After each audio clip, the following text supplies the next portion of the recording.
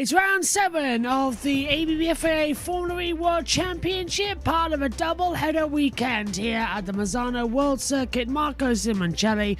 It's time for the third practice session ahead of qualifying later on this double-header weekend. We've got a bit of an issue with our commentary box, so we're going to hand over to the world feed with Tom Brooks. Katie Munnings is alongside Saunders CB. Yeah, I don't think anyone wanted to see that happen last night, to be honest. We were all head in hands when the news came out. I think across the paddock as well, that's kind of the message. Everyone feels like he deserved that yesterday. But, you know, as a driver, I also think he's proved a point now. And you know, there's been so much in the media this week about him. He's had so many words floating around, there's so much pressure and words put into other people's mouths as well, that I think this was just him dropping the mic a bit and then saying, well, this is what I do, take it or leave it. And from a driver's perspective as well, you know, you've got to bounce back from that disappointment. There's no time to rest because we're straight out for free practice 3. We've got qualifying in not very long, and then obviously the race this afternoon. So how do you recover from something like that from a mental perspective and just put it to the back of your mind? It takes years, I think, to build that kind of a thick skin. He's obviously champion, you know, he's been a champion, he's got an incredible amount of experience in motorsport, and I think you gradually build that over time. That resilience is what makes you stand out as a driver, I think, that resilience. And I think he's handled it really well, to be honest. Even since all of these rumours have started about the testing, his results have actually picked up, so it seems to have kind of fired him up in a way and given him a bit between the teeth. Absolutely. Looking here at Oliver Rowland, championship leader, now got a 9-point advantage in the title as well. And the stat I was using yesterday is he's the championship leader despite having not won a race. As a result of the disqualification for Da Costa, he is now declared, rather I should say, the winner of round 6. So he has now won a race, but I'm sure he'll be looking forward to standing on the top 7 of the podium at some point this year and, you know, claiming that trophy and doing it in the quote-unquote proper way. Absolutely. I mean, he only has one race win before yesterday, where he has actually stood on that top step of the podium, which was back in Berlin during that 6 races in 9 days.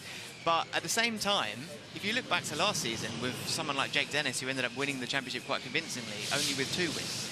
So it is all about consistency, and is there any more consistent than Oliver Rowland having 4 back-to-back podiums? Yeah, I mean, he's had an incredible season, hasn't he? I mean, if you consider where he was last year, you know, split with Mahindra sort of halfway through the year, it wasn't a particularly amicable split at that, you know, bounced back into Nissan, and there was always going to be a bit of speculation, oh, how's he going to perform after such time out of the car? But it's an environment that he's comfortable with. And the old adage, you know, Katie, goes back to a fast driver is a happy driver, or vice versa. Happy driver's a fast driver.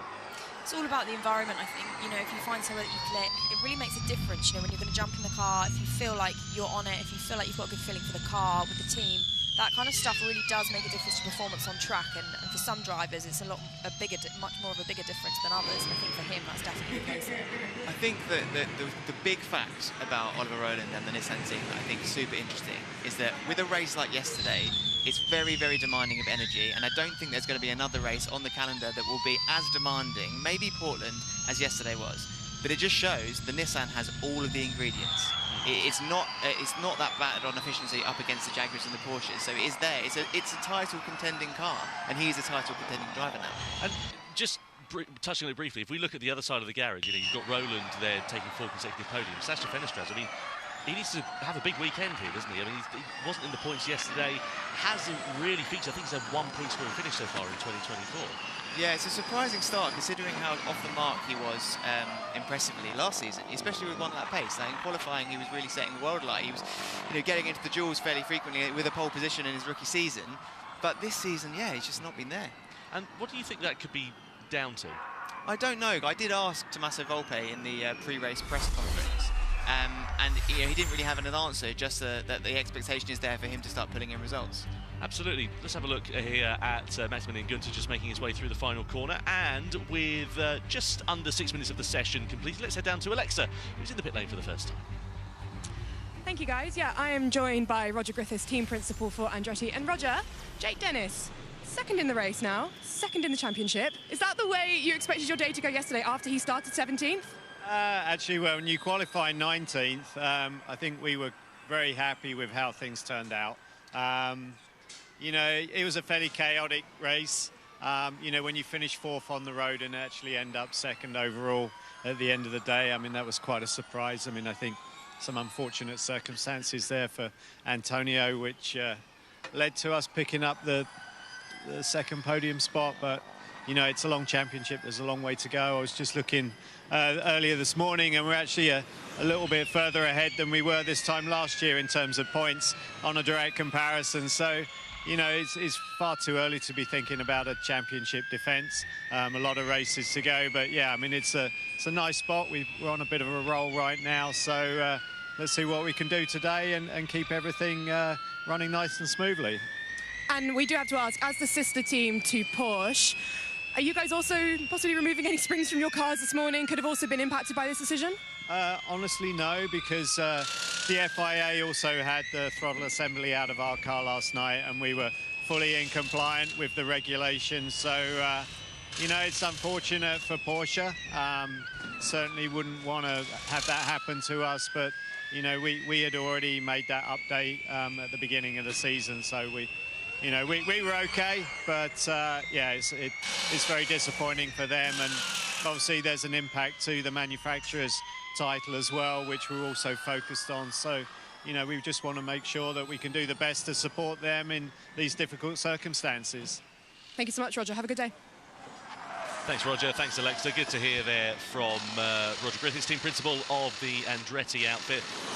Pretty matter of fact about it there, and, you know, saying our car comply with the regulations, we were all fine, we took apart our throttle assembly. I mean, I'm not going to say it's sticking the knife in and twisting it, so to speak, but he didn't mince his words. Yeah, certainly something you can read into that perhaps. But you know what is interesting is Oliver Rowland told me before the session that he actually wanted to change that part earlier in the season, but they went to look in and said because it wasn't a spec part that was in the catalogue, they didn't do it.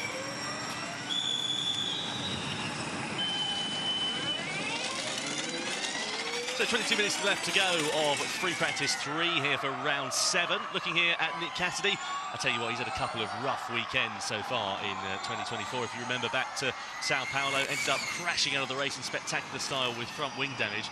And then yesterday, he ended up clattering into Jean-Eric Vergne. There was a fair bit of damage on his car. Vergne picked up a 5-second penalty as well as a result of that incident. We saw Cassidy with a non-score. Come back to that in a few moments, because we've got Nick de Vries here that's just stopped on track in the Mahindra. Looks like the car has just ground to a halt. Let's see if we can work out exactly what's happening. He's on the infield here, so he's sort of not on the actual racing circuit, so to speak. This is one of the access roads. Really not a good weekend for Mahindra, is it, so far? No. I mean, 1 point on the board, courtesy of Lucas de Grassi, but that's only as a result of, you know, 2 drivers who ended up with either penalties or disqualifications, Da Costa and Sete Camara, of course. This is a weekend where they could have capitalised and taken advantage, and you look at where ERT were, and they ended up double points. Mahindra are going to be kicking themselves. Yeah, you certainly have to ask some questions, and the question I'm going to ask about today is it possible today with the 2 less laps? You know, is that enough of an energy change that kind of takes that, not advantage, but potential away from the likes of the apps and the Mahindra powered and the EITs? Yeah, but let's go back to that previous point then, talking about Nick Cassidy here, Katie. Say a couple of challenging weekends for him, Sao Paulo, and then yesterday here in Misano as well. He's going to have to try and bounce back in, you know, in a pretty spectacular fashion to get his championship challenge back on track. And I think he's definitely one to watch today, actually, because, you know, he obviously had a very unlucky day yesterday, obviously with the drama that he had in practice as well.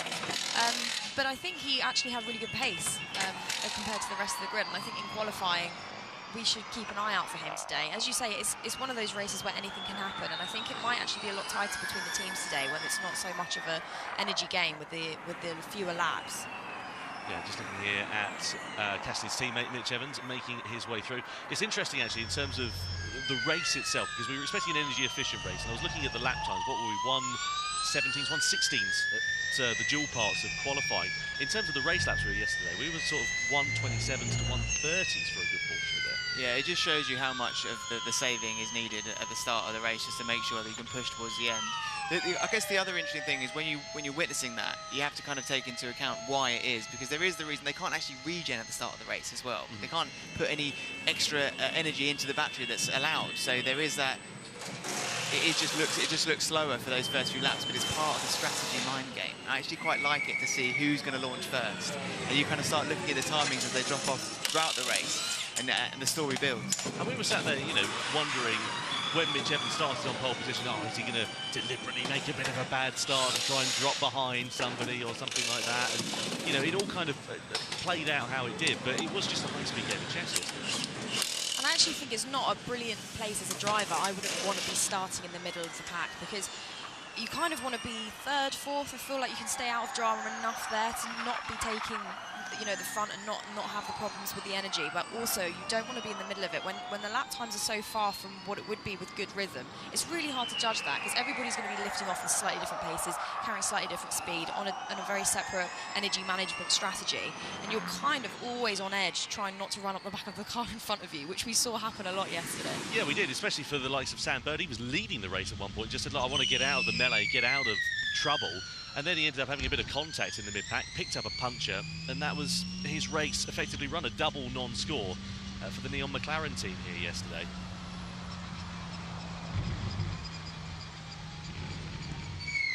You see the two DS Penske drivers working here together, just riding on board there for a moment with Stoffel Vandoorne, now on board with Jean-Eric Vergne. He was in the wars yesterday. I mean, that car looked pretty second-hand after the contact with Cassidy, and then he picked up damage to his front wing as well. Yeah, he's always a battler, Jean-Eric Vergne. Doesn't make it easy to pass, and certainly he'll put a move in on someone ahead. He wasn't a happy chap when it came to the end of the race with that penalty. Both him and the team believe it was unfairly given. That incident with Nick Cassidy. I'm sure it's the opposite in the Jaguar camp, but yeah, disappointing because, you know, that podium was there for Vergne to have. Yeah, it was quite disappointing there for Jean-Eric Vergne and for DS Penske as well. You know, both drivers ending up in the, well, Jean-Eric Vergne with the 6th place finish and then Stoffel Vandoorne with 8th. So both drivers inside the top 10 getting a couple of points on the board, but in the case of what might have been there, Katie, I reckon. And it's a really difficult one because you can see it from both sides. On one side, I think Cassidy was trying to overtake 4 cars into one corner. That's the corner we've been speaking about, where it's super narrow. To judge that as a driver, could Vergne have left more room? Maybe, but it's you can kind of see it from both sides, and it's a very, this comes back to this point that we were making about being in the middle of the pack and just being caught in this drama of not wanting to use too much energy but just being in so much traffic. I mean, we saw Sam Bird at the end of the race give an interview and he just said it's just too much. It's too much to have 4 cars side by side. You can't keep tabs on where everyone is. I think at one point we showed an interview with his race engineer during the race, and he said, I'm just getting out in front. I know this is too early to launch now, but I'm getting out in front because I just need a minute out of the drama. So I just think it just shows it's quite intense for the drivers in the middle of the pack. Yeah, it certainly was a bit of a point of contention. I mean, Pascal Wehrlein was fairly vocal in his criticism of the race style. Yesterday we had, you know, what we call a peloton-style race, drivers trying to save energy. Almost, if you watch a stage of the Tour de France and then, you know, right sort of 10k towards the end, everyone starts bolting and starts putting the hammer down. But the problem with that is where you've got such close races, such close quarters, it does breed a bit of contact. And, you know, it was messy at points yesterday.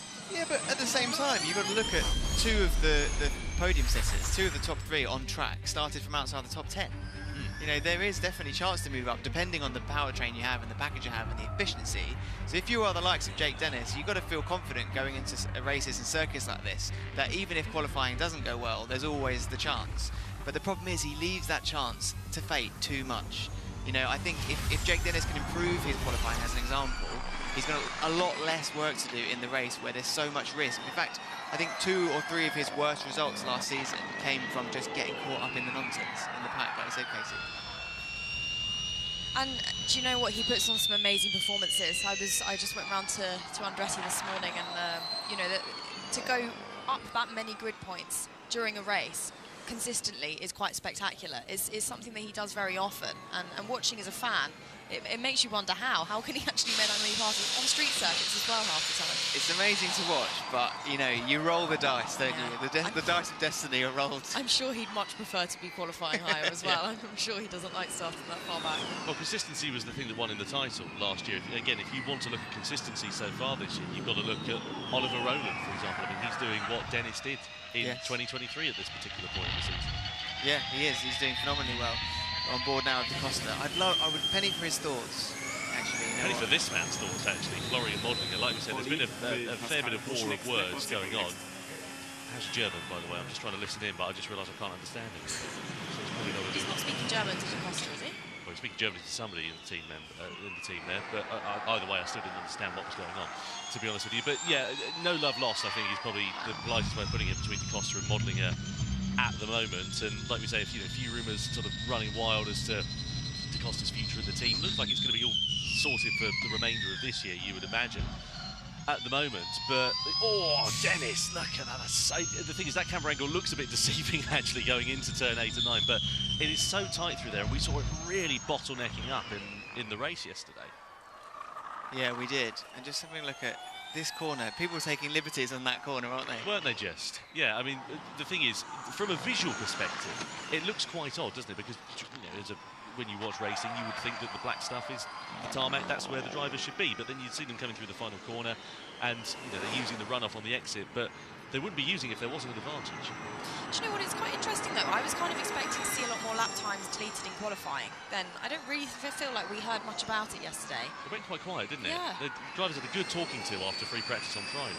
I do wonder how that will change though in today's qualifying, because in the race yesterday there was 1, 2, 3, 4, 5, 6 and 8 cars that had lap times deleted because of track limits. Right. Which kind of goes unnoticed while all the carnage is unfolding. But yeah, if they're now looking at certain corners, what they've learned from the race yesterday, qualifying could be a bit more interesting today.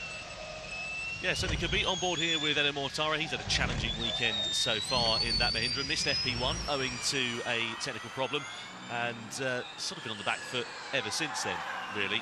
Ended up not finishing yesterday, again, owing to another technical problem. His car just came completely to a halt on the opening lap, and for what he classes as his home race, he's half Swiss, half Italian.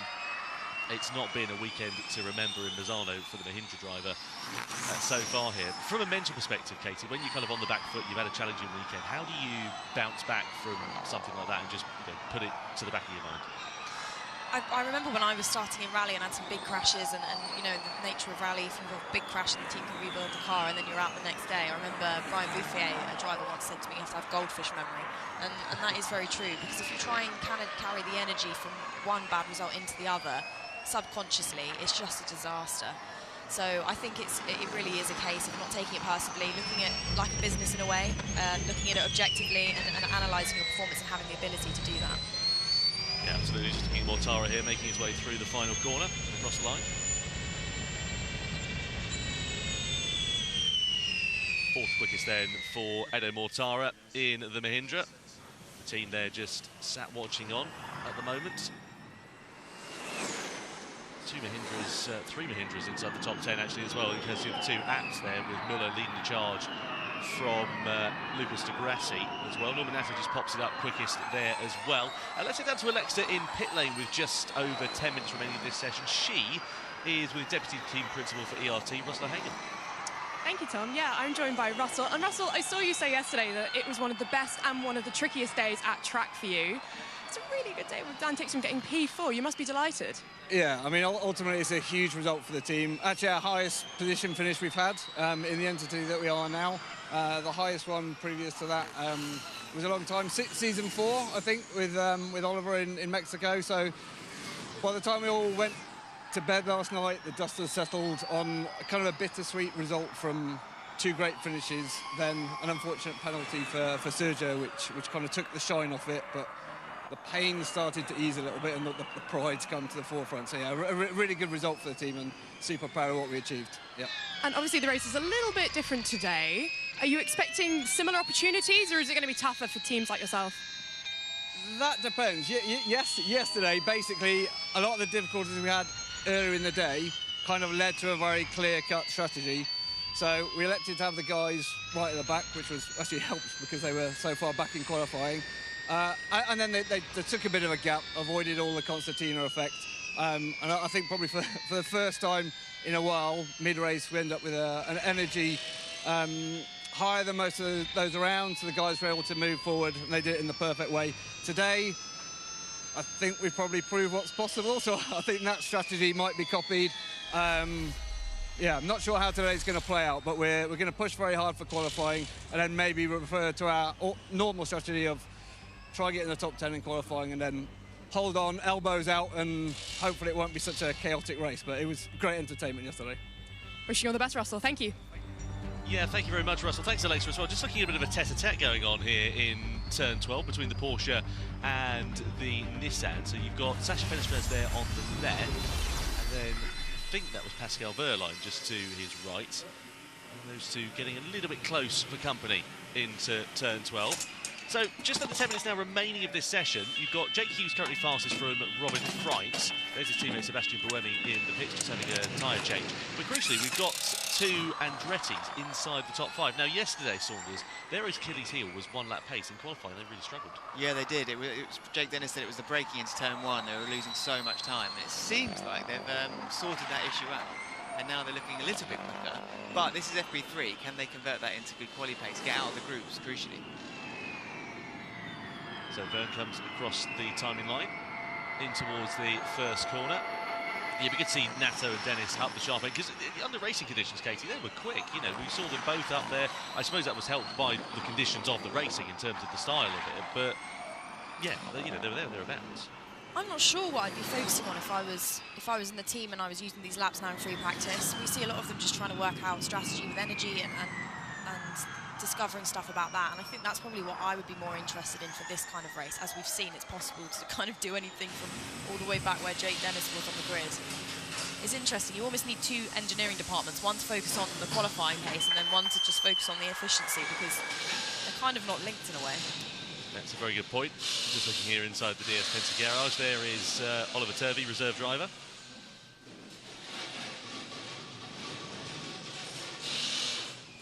Jono Verne, 4th fastest at the moment, Stoffel Van Dorn in 5th fastest. There's the Stellantis CEO, Carlos Tavares. Of course, Stellantis powering a couple of teams in the Formula E grid, both DS Penske and the Maserati MSG outfit. Home race for them with Günther on the podium yesterday. Of course, you know, by virtue of those disqualifications. So just have a look here at Sam Burr going into turn 8 and 9. Runs it a little bit deep, straight off to the gravel. The extreme E line there in Formula E for the Neon McLaren. Do you know, I think I'm just looking at the timing board, and Jake Hughes again back up on top at the minute. I think he's 2/10 off his fastest time from yesterday in the duels, and I think he would have been on pole if he put that through in his semi-final. He obviously made the mistake there, so he's definitely one to watch, I think, for qualifying. I think opportunity knocks here for Neon McLaren in general, really. That double non-score yesterday isn't a true reflection of their pace. I mean, certainly over one lap they were quick, but in the race, you know, we saw Sam Bird up there. Yeah. If he hadn't had that puncher, Jake Hughes, if he hadn't been involved in the, you know, the qualifying incident, then there's every chance to suggest that we may have seen McLaren fighting inside the top 10. And of course, this is a driver that we need to see what he can do today to bounce back from the disappointment of yesterday. Nick Cassidy. Yeah, it's a very good point. Nick Cassidy really does need to bounce back, and sounds like he does in FP2 with that 3rd quickest time in the Jaguar. Teammate Nick Evans just down there in 19th place. By the way, if you can see the names flashing in pink, that means that they're on attack mode lap. So normally they would have 300 kilowatts of power. In attack mode, they go up to 350 kilowatts. So that's what we have in terms of the dual conditions for qualifying, and also when the drivers are in attack mode in the race. Of course, given the style of racing that we had here, Saunders, attack mode hasn't really been that relevant this weekend. Certainly not yesterday. I think today maybe slightly more, where there is that, you know, a little bit more of a flat-out race style of racing rather than yesterday, where it was all about energy. So I think it's going to, it will play in, certainly less so than it did in the likes of Mexico and Diriyah, but more so than yesterday, definitely. Jake Hughes currently fastest then, with just over 5 minutes left of FP3. Let's go down to Alexa, who is with Ian James, team principal for the Neon McLaren outfit. Thank you, Tom. Yeah, Ian, I wanted to talk to you a bit about yesterday, because qualifying was obviously so good for your drivers. They were looking really, really quick. Was the race result ultimately a little bit of a disappointment for you guys? Yeah, massively disappointing. I think it's always so frustrating when you can see in the package of the car that we've got, the setup that we've got here, we can deliver not only in the single lap performance, but also in the race as well. I mean, Sam was doing a brilliant job until he got the puncture. So, yeah, massively frustrating. You sort of have to hit the reset button overnight and know that you've got the confidence in the package to go again today. Well, yeah, the guys are already looking quick here in FP3. It's a slightly different race today. What are your thoughts heading into that? I'm not quite sure how different it's going to be, to be honest with you. I mean, we've got 2 laps fewer than we had yesterday, same energy, of course, but so the inflection point's going to move, but I still think we're going to see some of that pack racing at the beginning. I think there will have been a lot of learning from yesterday, so I expect the drivers to adjust their style a little bit, but ultimately, I think it's going to be very similar to yesterday. And it's going to be very strategy-driven again. Have you guys been talking about changing your strategy overnight? Listen, I think with you know, again, the package that we've got at the moment, it's about not knee-jerking into something completely different, but just making sure that we can learn from yesterday, tweak where necessary, and then go again today. So there's nothing that we're sort of tearing up at the moment. It's just that refinement that we need to get in place. Thank you so much, Ian. Good luck today. Back to you, Tom. Yeah, thanks, Alexa. Thanks to Ian James as well. Fine head of hair he's got on him, actually, isn't he? Ian James. I wonder how long he spends putting product in that. I'm only jealous because mine's falling out. Just having a look at Neon McLaren, like you said, they're not going to do anything too drastic in terms of the strategy. Sort of, if you had Mahindra, for example, would you just be throwing the kitchen sink and everything else at it at this point, just turning everything upside down, inside out to see what you can do? Well, I mean, on one side, yes, but on the other side is that they've shown that they have pace in previous races. You know, they've shown that in both Sao Paulo and Tokyo. So how much can really be broken? But if you look at just yesterday, 24 hours ago, the answer's a lot. So I don't really know what I would do, to be honest. I'm no engineer, obviously, in this sort of energy efficiency department, but would it not be as simple as if it's 2 laps less? Would you not just launch 2 laps earlier today? What do you Well, reckon? I mean, in theory, yeah, but you know, the race is constantly evolving. You know, all depending on what the leader does. So the leader is going to dictate how much energy everyone behind is using. And if you have 2 laps less to race, they can push quicker. So then, therefore, the saving is less every single car you go back from there. So it really is, you know, as much as we say you can save loads of energy in the middle of the pack or the back of the pack, it is all dictated by the leader. Just looking there, Jake Dennis, sorry, Norman Nato, I should say, in the Andretti running a little bit wide through into turn 12. A lot of drivers now on push laps on their sort of qualifying simulations right at the end of free practice 2. Obviously, it is quite early in the morning here. It's only just coming up to 8:30 local time. So climatic conditions, it's going to get a lot warmer between now and qualifying as Nato just comes to the timeline. Verline's just pops it in fastest there with a 1:17 flat. There's mean potential from Roger Griffiths in the Andretti garage, as Nato sits 11th quickest, Jake Dennis down there in 13th. I mean, that just goes to show how quickly things can change. Here's Mortara, watching a super slow-mo of him. I think he's going to have a bit of a slip and a slide through the right-hander. Runs it off onto the apron, and someone in front there just running off onto the gravel as well. Thankfully, Mortara not following him through. One thing as well that's an interesting point just about the style of race. I was speaking to Sylvain Filippi, the team principal for Envision, and he said that this race is incredibly hard on the battery because they're on the throttle for such long periods of time, causes a massive amount of heat, and obviously there's not the opportunity for regen here as well. So the strain on the battery is incredible, and he said today, because it's 2 laps shorter, it's going to be even tougher on them. Yeah, and I think they would have learned a lot from yesterday, and maybe that was part of the reason why there was so much conserving going on in the opening stages of the race yesterday, to kind of see where they were with that in race mode. So yeah, it'll be interesting to see how that differs today. Ian James there suggesting maybe not too much, but I think there'll be a lot more pushing, a lot more sooner in the race, and yeah, more flat-out racing. Well, let's see how it all works out. So a minute to go in free practice 3. Currently Pascal Verline, who is fastest, just looking inside his pit garage at the moment. Just looking as well, you've got 3 of the 4 Jaguar powered cars in the top 5 in the time. So that's a good 1-lap pace. It would be interesting to see if they can replicate that in qualifying, because that's what they need. Evans needs a bounce back after his incident with Gunter, and Cassidy needs a bounce back after not scoring yesterday. It's interesting though, because we spoke about qualifying quite a lot yesterday. The relevance of it wasn't necessarily that important. Do you get the impression it's going to be more important today? It depends who you're asking, I think. If you're asking the likes of the Jaguar powered or the Porsche powered, I don't think it makes a great deal of difference because their efficiency is just so good. But I think if you are an EIT, it makes a lot of difference. Well, we'll see how it all works out.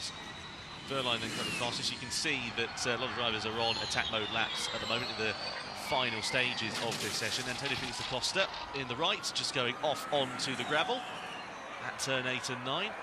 Does a bit of recovery work to get it back onto the circuit, thankfully out of harm's way. That's a bit of a tricky rejoin point there as well, because you've got cars sort of going from the right over to the left-hand side of the circuit, and you emerge back onto the racing line there. Just keeping himself out of harm's way. Minding the sausage curbs as well. We saw a few drivers coming across with that. Max Gunter and Dan Ticktum in qualifying.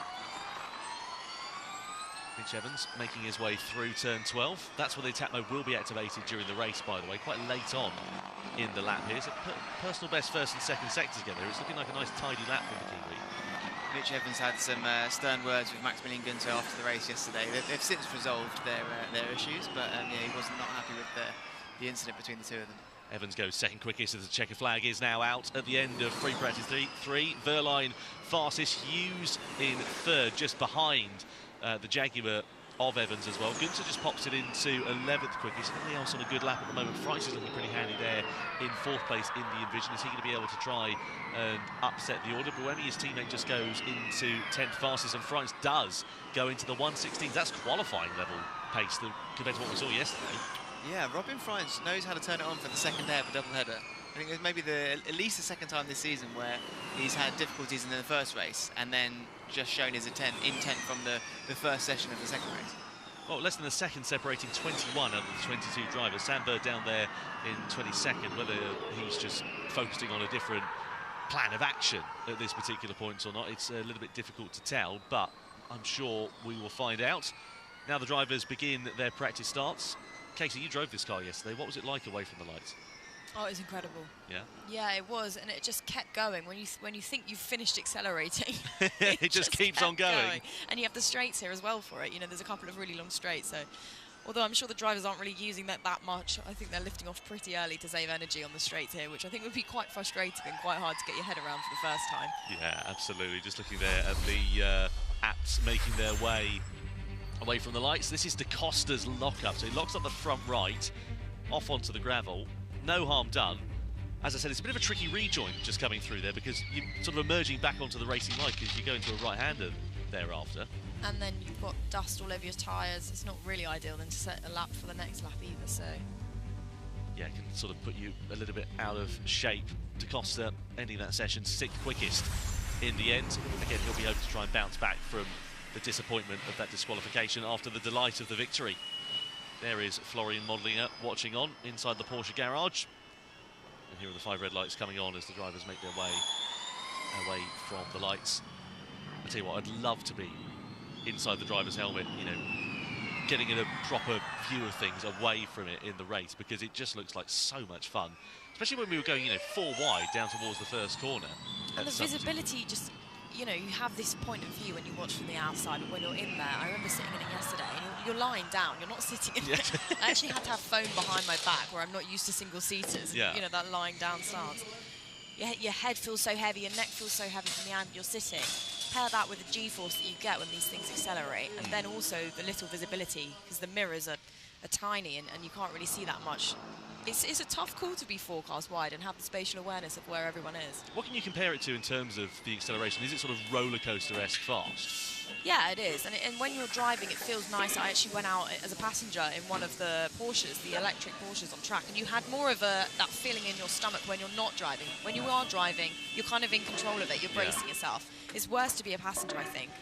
But it just kept going. As I said, the acceleration just kept accelerating down the straight, which I kind of thought we'd plateau, but... It just kept on going and going and going. Yeah, they do get up to sometimes 200 miles an hour, these Gen 3 cars. And of course, Gen 3 Evo is going to be introduced for season 11. Keep an eye out for news on that very soon in Formula E as well. Saw Robin Fries making his way back down to the weighbridge. And here is the classification at the end of free practice 3. Robin Fries for Envision ends up fastest with a 1:16.9, just 7/100ths of a second quicker than Pascal Wehrlein for Tank Heuer Porsche. Jake Hughes there in 3rd place, ahead of the 2 Kiwis in the Jaguars. Nick Cassidy leading teammate Mitch Evans. Antonio Felix da Costa in 6th, ahead of Jean-Eric Verne. Then Oliver Rowland, winner from yesterday, ahead of Nick de Vries inside the top 10 in the Mahindra. Sebastian Buemi bookending that top 10 in the 2nd of the Envisions. Further down the order, Stoffel Van Dorn just ahead of podium man yesterday, Maximilian Günther, Nico Müller, Norman Nato, Jehan Darubala, 13th, 14th and 15th place respectively. Reigning world champion Jake Dennis down there in 16th place ahead of Sasha Penestraz, then Lucas de Grassi, Dan Ticktum and Sergio Sette Camara in the 2 ERTs, ahead of Eduardo Mortara. And then Sandberg down there in 22nd place. As I said earlier on, 21 out of the 22 drivers separated by less than a second. Very tight margins, and it's going to set us up an absolute treat here for qualifying later on this morning, which isn't actually that far away. And thankfully, unlike yesterday for Jaguar, they haven't got a repair job to do to Nick Cassidy's car. Yeah, I think that was quite tight yesterday. I think it was, what, 1 hour and a half? Yeah, it wasn't a short, quick turn. I'm going to try that again. Wasn't a long turnaround between FP2 and qualifying yesterday. Thankfully, no such problems here for Nick Cassidy. This is his teammate Mitch Evans inside the garage. I think he'll be a little bit disappointed he wasn't able to convert that pole into a victory at the checkered flag. Yeah, definitely. He made a lot of comments about, and he never mentioned which driver, but he made a lot of comments about a driver that he felt wasn't playing fair in the race. So we were kind of speculating who that might have been yesterday, but obviously he would have wanted to have been on the podium at least. Oh, well. I'm not keen on walking. I'd rather sit down. This is Nick Cassidy. Just having a listen in. Who is your director? West. Westy. Hey, man. How's it going? Just talking to the camera up there, and also to his race engineer, Phil Ingram. Heading down to get weighed after every session. Yeah, you have to do that with the gear as well to make sure that you comply. Interestingly, actually, Oliver Rowland was weighed yesterday 94.4 kilos, as I understand it. I mean, that's, how do I put it politely? It's on the heavier side, shall we say. It's well nourished. Yeah, I don't know how much difference that would make in a single-seater. But as David Coulthard was saying yesterday, he thought that would be, what did he say, 3/10 in a Formula 1 car? Yeah, it's a sizable difference. You know, I think that's sort of 10 kilos heavier than some of the other drivers on the grid. So, yeah, it certainly does make a difference. If you compare it to, you know, pint-sized Pascal Wehrlein here, by comparison, who, you know, is, I've seen more fat than Butcher's pencil, for example, with him. So, it's, yeah, it's a very different kettle of fish. I've seen on Jake Dennis's Instagram in the past as well, he does these juice cleansers as well, so I've seen that happening sometimes. I think for the taller drivers, it's hard, isn't it? It is, yeah, because, you know, you just carry more mass due to your height, don't you? I mean, it's not something I have to worry about in particular because I'm only 5'10". But, yeah, Jake Dennis being, what is he, 6'2", something along the lines of that, it certainly does make a difference. So here are some highlights then from Free Practice 3. We saw drivers exploring track limits as you would begin to expect. We saw problems also for Nick de Vries. He came to a stop, ended up back in the pit lane, but amazingly concluded that session 9th quickest after he was able to get back out. We also saw a bit of tandem work here between the two DS Penske's as they work together in slipstreams to, I imagine, simulate what conditions are going to be like a little bit later on in the race as well. And we saw some really strong lap times coming in from the likes of the two Jaguars, Nick Cassidy and also Mitch Evans, both of those drivers inside the top 5 at the end of Free Practice 3. And we saw some pushing beyond the limits as well. This was Jake Dennis getting so close to the wall at turn 9 as Eda Mortara just about managed to avoid the sausage curbs on the exit of turn 11. And then we saw this, a little bit of a tete-a-tete going on here between the Porsche and the Nissan. Yeah, frustration there quite visibly as Wehrlein felt he was held up by Sasha Fenestrats. Fortunately, no harm as well, and just going slightly off the circuit. And there was Robin Fries, the man who ended that session fastest overall. Reigning champion Jake Dennis, 16th quickest, 1 lap pace was the Achilles heel. He's really got to try and bounce back. Any sort of insight you can tell us on the inside from Andretti at the moment? I think he's frustrated. You know, he's an incredibly emotional driver. We always hear that on the radio.